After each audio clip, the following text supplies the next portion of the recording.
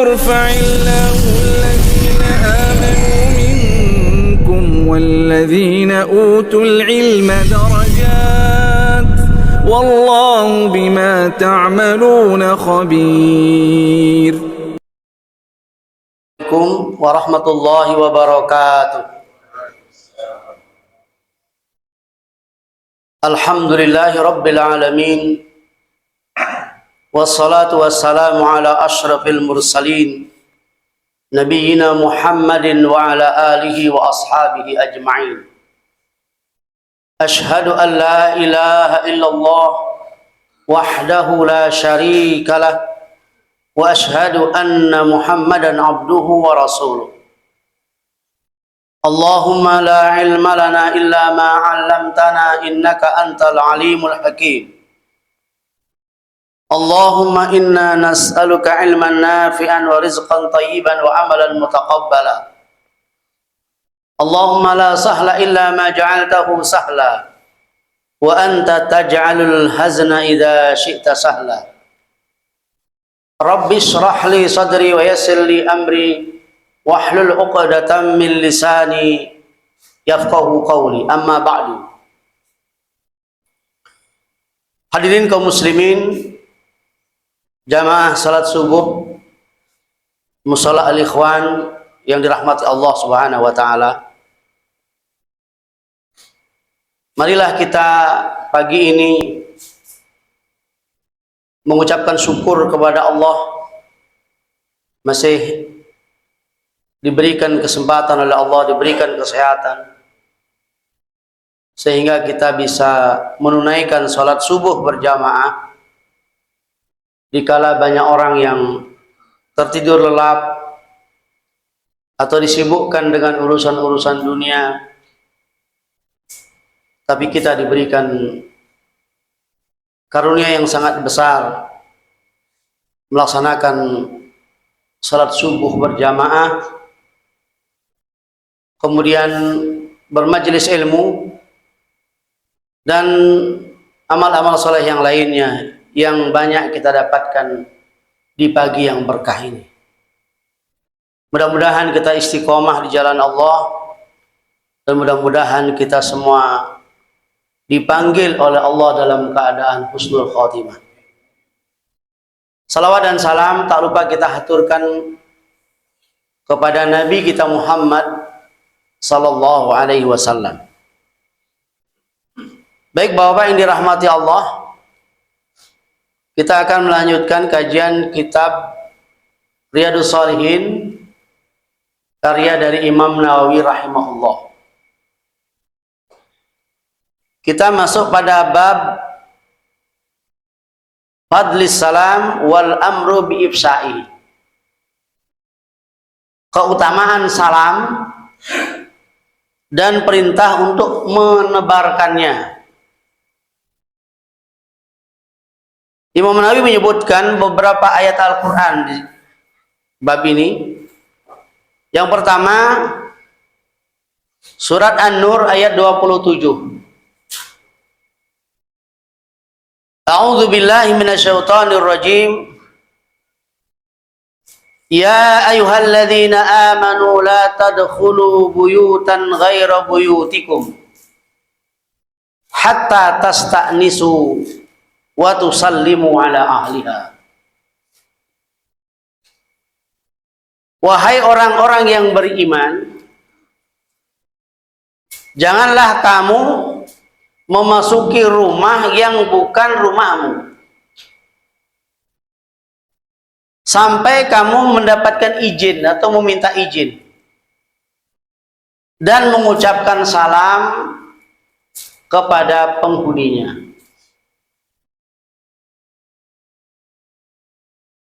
Meminta izin lalu mengucapkan salam,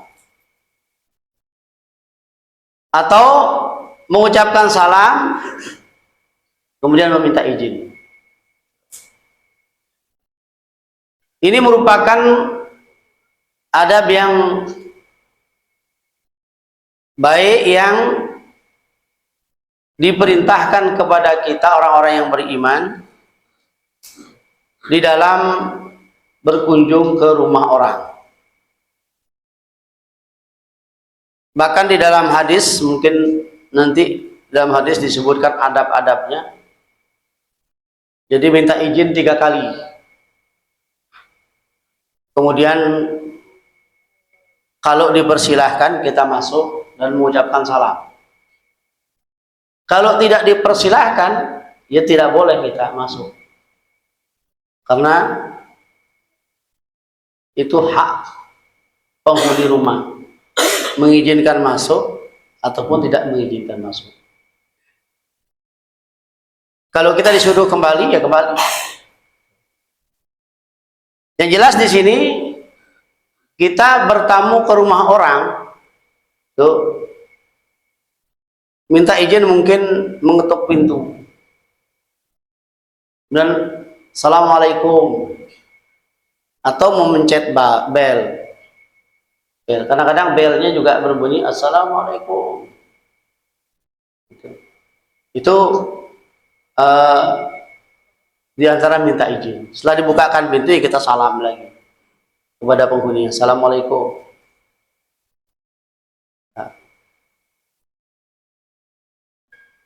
Wa qala ta'ala, dan Allah juga berfirman, idza dakhaltum buyutan fasallimu ala anfusikum tahiyatan min indillahi mubarakatan thayyibah. Kalau ini, ayat ini menjelaskan masuk rumah secara umum. Maka apabila kamu masuk rumah, sampaikanlah salam atau ucapkanlah salam kepada dirimu. Fasallimu ala anfusikum. Sebagai penghormatan di sisi Allah dan keberkahan dan kebaikan.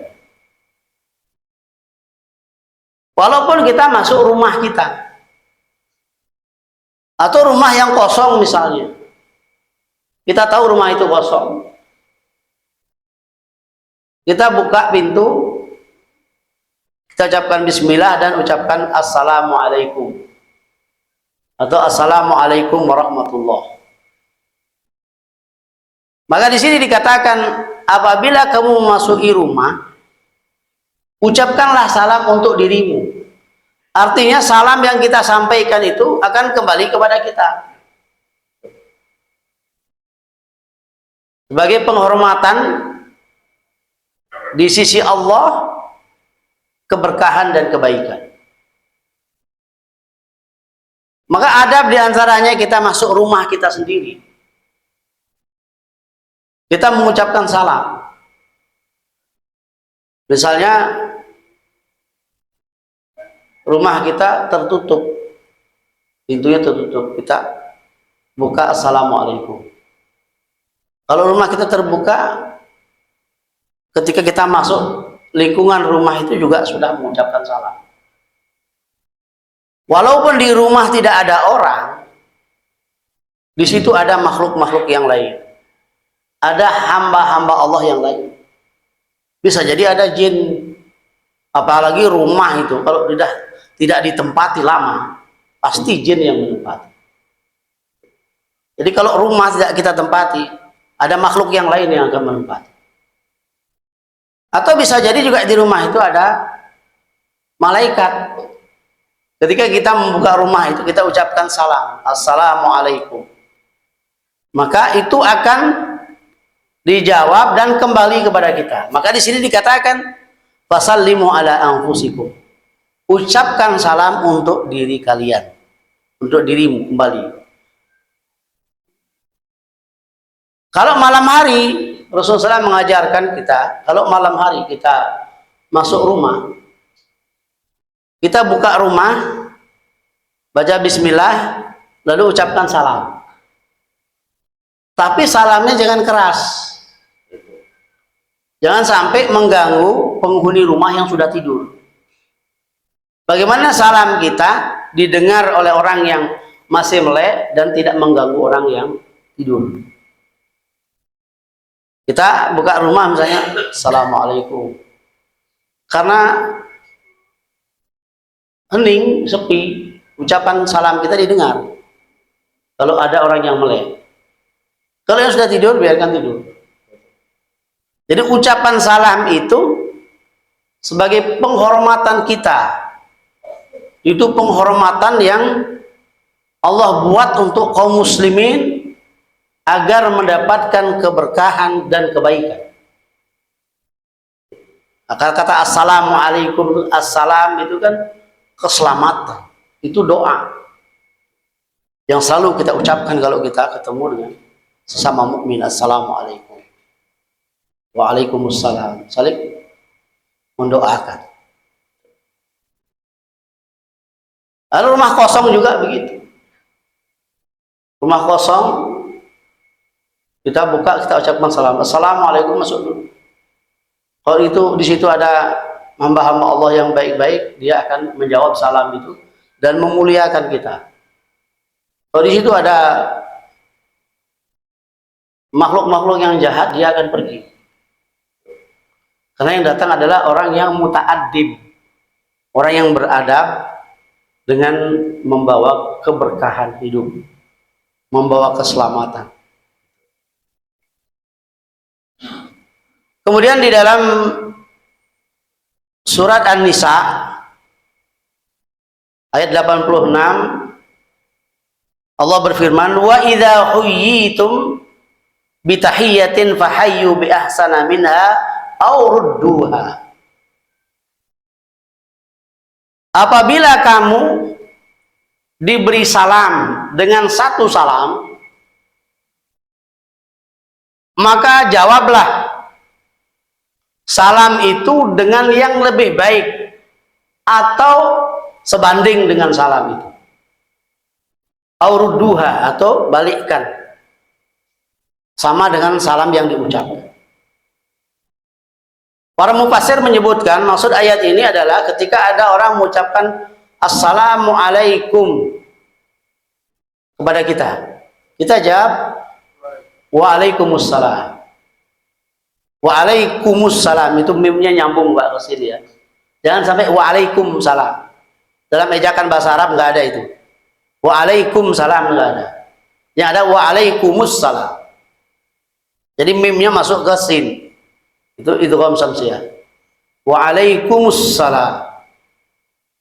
Itu sebanding. Maka lebih afdal, lebih panjang lagi. Waalaikumsalam warahmatullahi. Atau waalaikumsalam warahmatullahi wabarakatuh. Sehingga jangan sampai ada orang yang mengucapkan salam, salamnya panjang, kita jawabnya pendek. Itu keliru. Nanti dalam adab-adab itu disebutkan nanti. Pembahasan salam ini cukup panjang, Pak.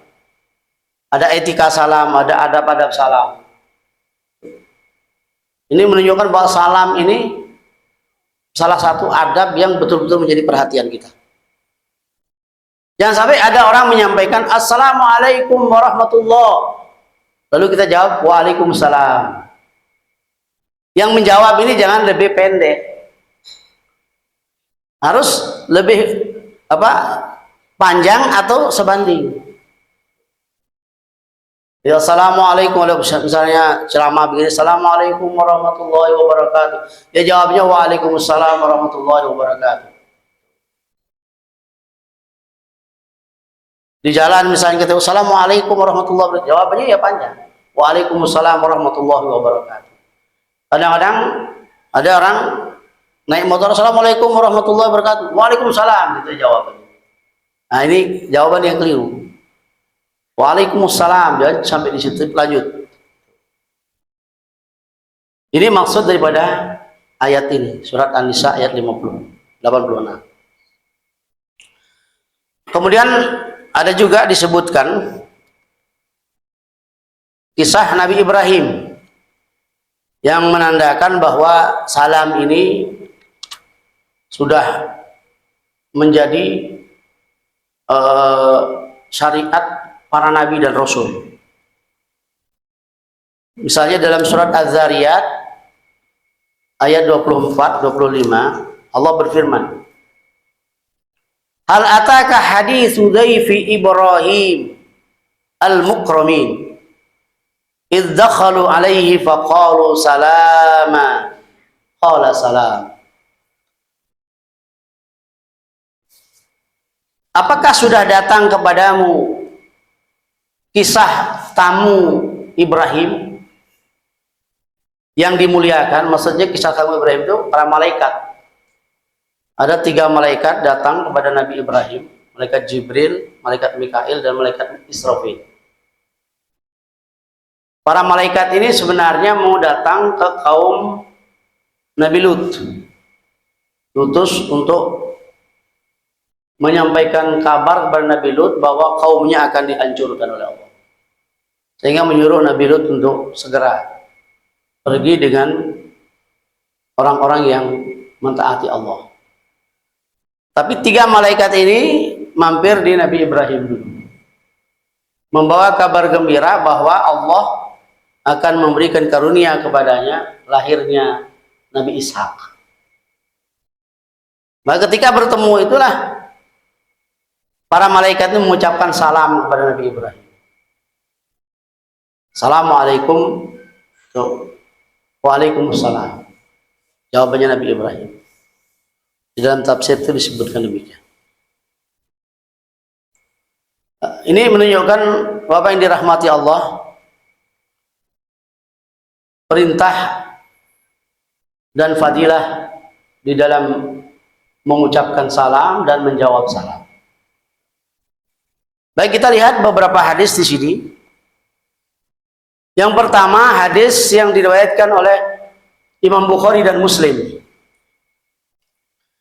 An Abdullah ibn Amr ibn al-As radhiyallahu anhuma anna rajulan sa'ala Rasulullah sallallahu alaihi wasallam. Bahwasanya seorang laki-laki bertanya kepada Rasulullah, ya Rasulullah, ayyul islami khair? Islam yang paling baik itu yang bagaimana? Khair itu paling baik. Islam yang paling baik. Ayyul islami khair?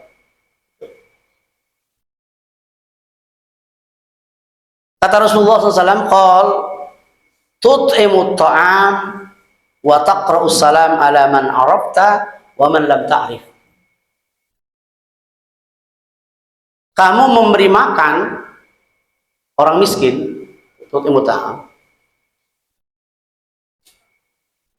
Memberi makan itu termasuk salah satu sedekah yang paling afdal, karena langsung memberikan dampak kepada apalagi orang yang miskin, yang lapar. Itu kalau kita beri makan itu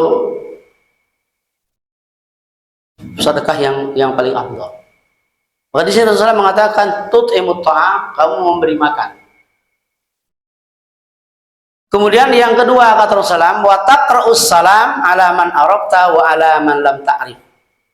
Kamu mengucapkan salam terhadap orang yang kamu kenal dan orang yang tidak kamu kenal, sesama mukmin. Maka dalam hadis disebutkan salah satu tanda kiamat itu orang hanya mengucapkan salam kepada orang yang dikenal saja. Padahal kita sesama kaum muslimin itu diperintahkan untuk menebarkan salam. Sampai contoh, saya masuk masjid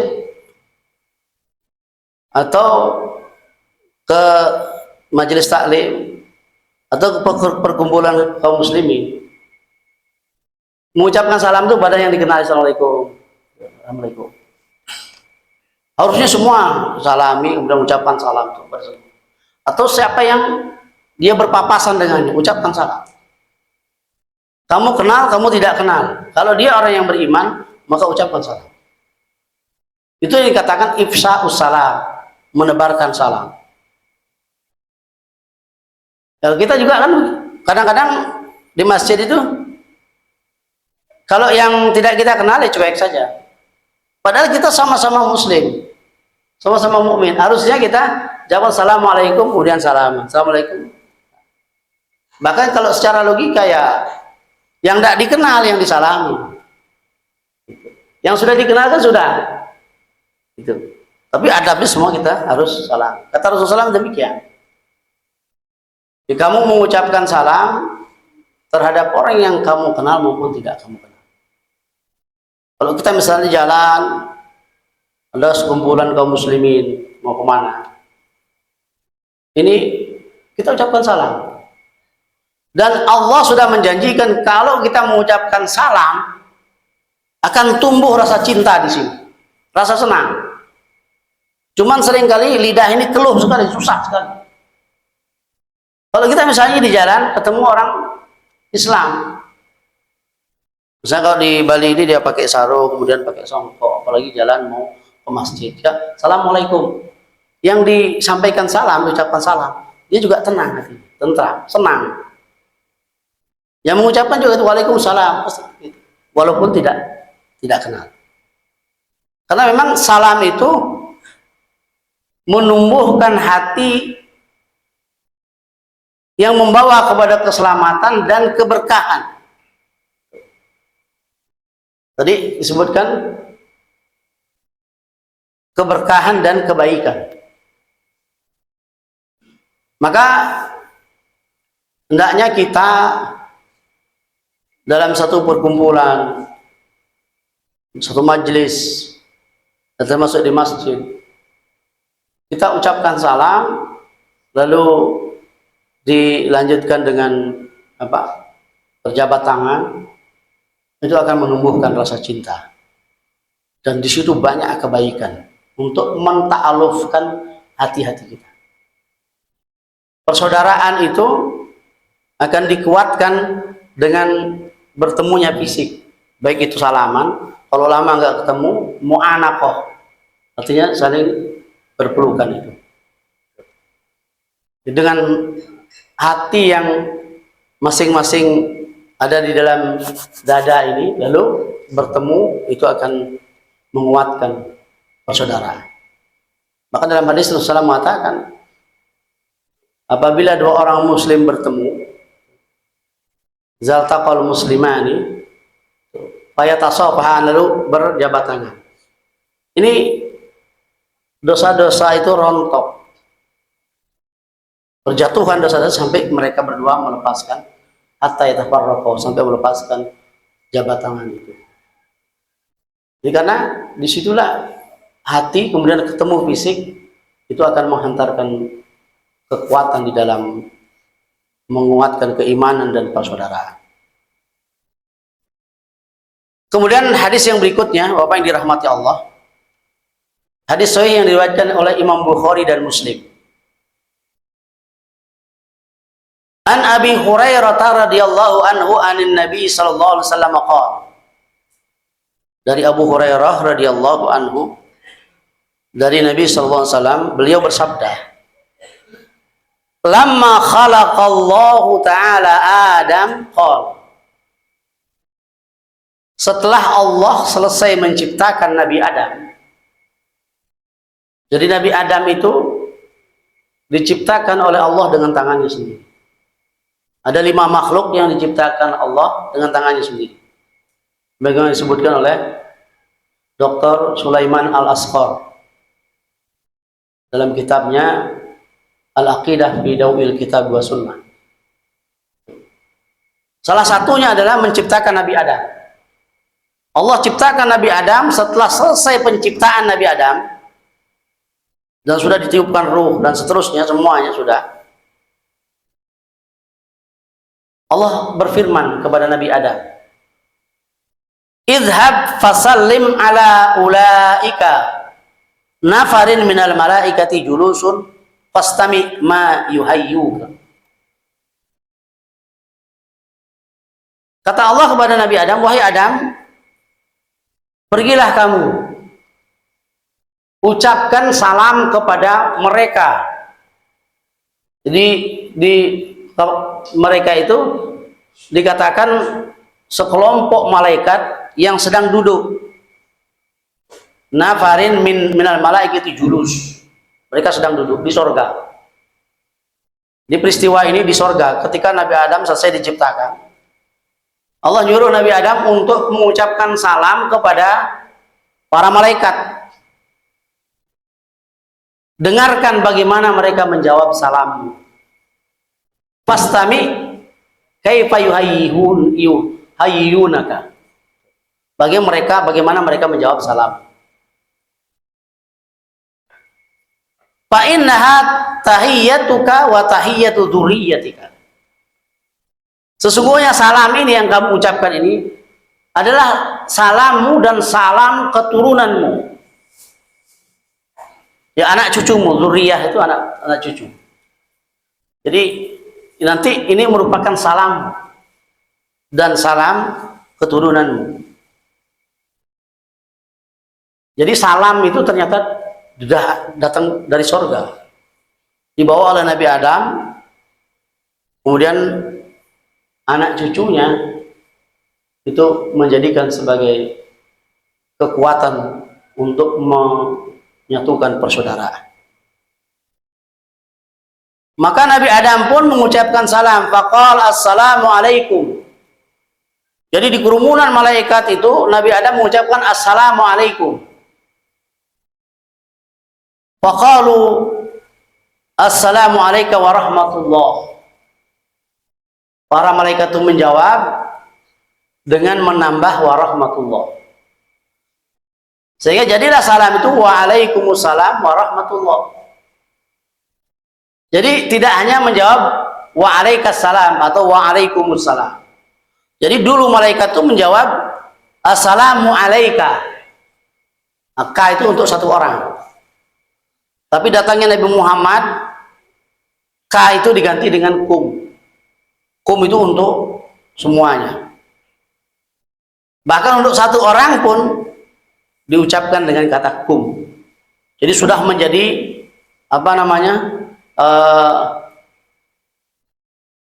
domir ini sudah menjadi bagian yang harus selalu diucapkan dengan mengucapkan kum itu. Walaupun maknanya jamak. Jadi kalau assalamu alayka itu keselamatan atasmu satu orang. Kalau assalamu alaikum keselamatan atas kamu semua orang. Itu dalam bahasa Arab itu begitu. Assalamu alayka, assalamu alaikum. Tapi sekarang assalamu alaikum ini sudah menjadi dalil untuk diucapkan baik itu kepada banyak orang, satu orang, dua orang, laki-laki maupun perempuan. Ada orang perempuan misalnya, kita coba assalamu alaikum, walaupun dia perempuan, mestinya kan assalamu alaiki. Kalau laki-laki alaika, kalau perempuan alaiki. Assalamu alaiki, enggak, assalamu alaikum.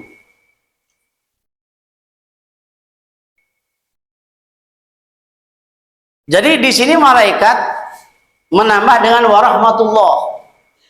Maka di sini dikatakan oleh Rasulullah SAW yang kemudian mengatakan fazaduhu warahmatullah. Kemudian ditambah oleh malaikat itu dengan warahmatullah. Artinya ketika Nabi Adam mengucapkan assalamualaikum, malaikat itu tidak hanya menjawab waalaikumsalam atau assalamu alayka, tidak begitu. Tetapi assalamu alayka warahmatullah. Ada tambahan. Nah, kemudian itulah yang kemudian menjadi salam para nabi, para rasul dan anak cucu Nabi Adam. Dan ini merupakan salam yang datang dari sorga.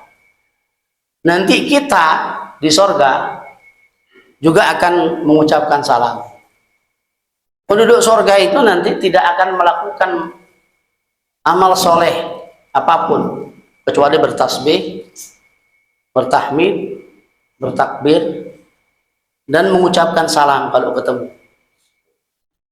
Illa kilan salaman salama. Dalam Al-Quran disebutkan kecuali ucapan salam dan salam di antara penduduk sorga itu. Oleh karena itu, apa yang dirahmati Allah sebenarnya ketika kita mengucapkan salam kepada saudara kita, Assalamualaikum. Lalu saudara kita menjawab Waalaikumsalam. Sebenarnya kita ingin menyampaikan keselamatan dan kita mau berkumpul di surga. Kita ingin menyampaikan bahwa kita ini penduduk surga dan nanti kita akan berkumpul di surga. Makanya berkumpul di surga itu dengan apa? Dengan rahmat Allah. Sehingga di sini ditambah oleh malaikat warahmatullah. Assalamualaikum warahmatullah. Keselamatan atasmu dan rahmat Allah. Ketika Nabi Muhammad SAW diutus oleh Allah, Nabi Muhammad menambah wabarakatuh. Assalamualaikum warahmatullahi wabarakatuh. Sehingga jadi tiga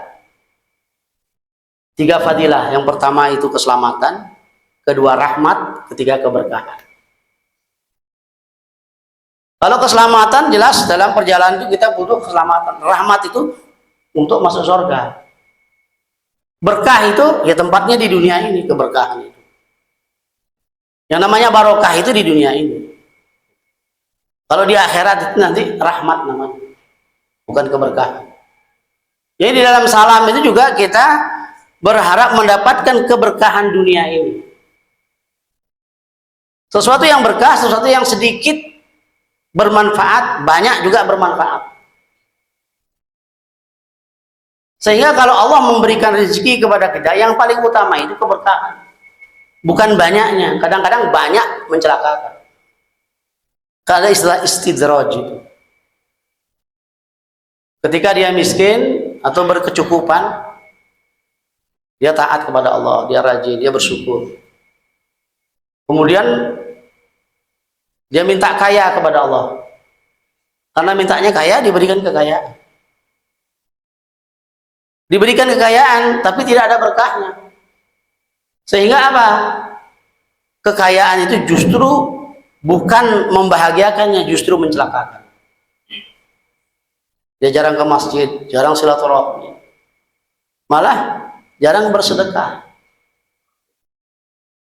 Karena dia sudah tidak mempunyai keberkahan dalam hartanya itu.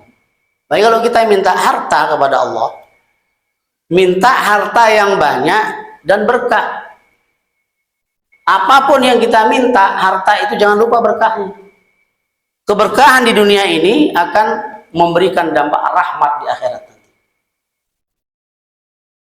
Maka kita mengucap Assalamualaikum warahmatullahi wabarakatuh. Ini sempurnanya salam. Demikian juga kita menjawab salam. Jangan sampai kita mendapatkan sesuatu tapi tidak ada berkahnya. Apalagi sedikit tidak ada berkahnya. Sampai kita makan saja di rumah, kita suruh baca bismillah. Untuk apa bismillah itu? Agar kita mendapatkan berkah dari makan itu.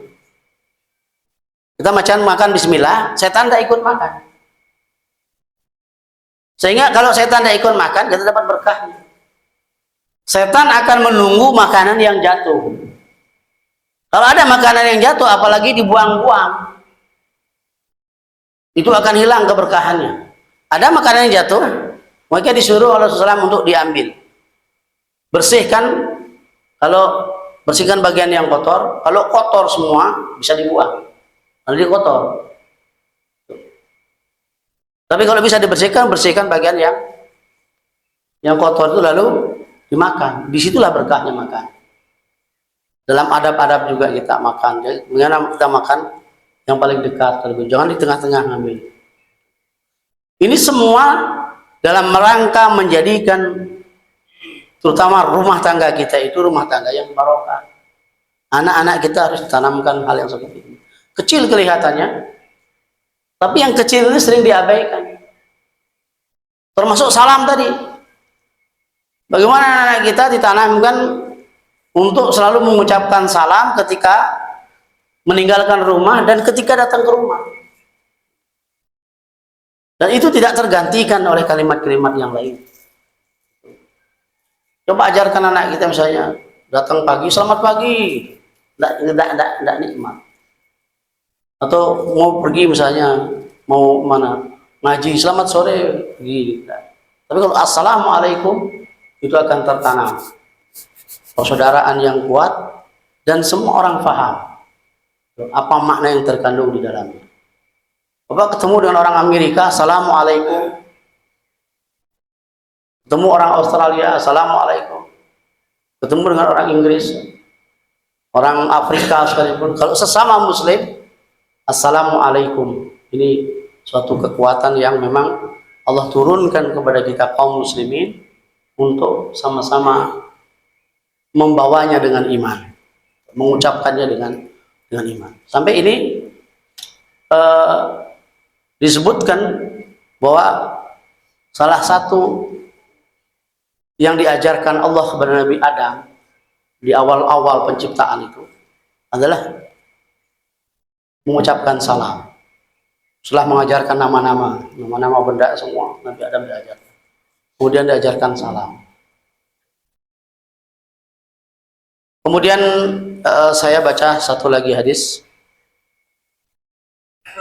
Karena berikutnya nanti ada tata cara salam, ada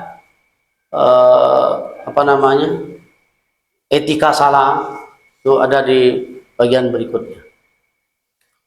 An Abi Hurairah radhiyallahu anhu qala Rasulullah sallallahu alaihi wasallam, Rasulullah SAW bersabda, la tadkhulul jannata hatta tu'minu. Kalian tidak akan masuk surga sampai kalian menjadi orang yang beriman. Di syarat masuk surga itu adalah iman. Wala tu'minu hatta tahabbu. Kalian tidak akan sempurna imannya sampai kalian saling mencintai. Sesama orang yang beriman itu harus saling mencintai. Makanya innamal mu'minuna ikhwatun. Sesungguhnya orang-orang yang beriman itu bersaudara. Wa aslihu baina akhawaikum. Perbaikilah terus persaudaraan di antara kalian. Wattaqullah, dan bertakwa kepada Allah. Kalau ini dilakukan, bersaudara yang kuat, maka Allah katakan la'allakum turhamun, agar kalian diberikan rahmat. Salah satu cara untuk mendapatkan rahmat Allah adalah memperkuat persaudaraan. Atau orang-orang yang kuat persaudaraannya sesama mukmin, sama muslim, orang-orang ini akan diberikan keberkahan, diberikan rahmat oleh Allah Subhanahu wa taala. Keberkahan di dunia dan rahmat di akhirat nanti. La tu'minu hatta tahabu, wa la tu'minu hatta tahabu. Kalian tidak sempurna imannya sampai kalian saling mencintai. Awala adullukum ala syai'in idza fa'altumuhu tahabbtum. Maukah aku tunjukkan kepada kalian sesuatu yang apabila kalian lakukan kalian akan saling mencintai. Lalu Rasulullah mengatakan ubsus salama bainakum, tebarkan salam di antara kalian. Menebarkan salam. Menebarkan salam ini yang pertama mengucapkan salam ini. Ketemu assalamualaikum. Waalaikumsalam. Ketemu lagi nanti assalamualaikum. Jangan sampai kita mudah kena bisikan setan. Ketika kelihatan sana, oh ada itu, minggir. Ini padahal sesama mukmin. Bagaimana kita mendapatkan rahmat Allah? Oh, di masjid sedang ada ini si A, dia tidak ingin bertegur sapa dengan si A karena di sini ada dongkol. Seharusnya kan dia berdua itu dia ucapkan salam lalu bertemu, hati ini akan tenteram. Inilah yang menyebabkan kenapa jamaah itu seringkali mengalami cobaan yang berat, ujian yang berat, karena satu sama lain itu tidak bertemu hatinya. Bagaimana mempertemukan hati? Mengucapkan salam dan menjawab salam.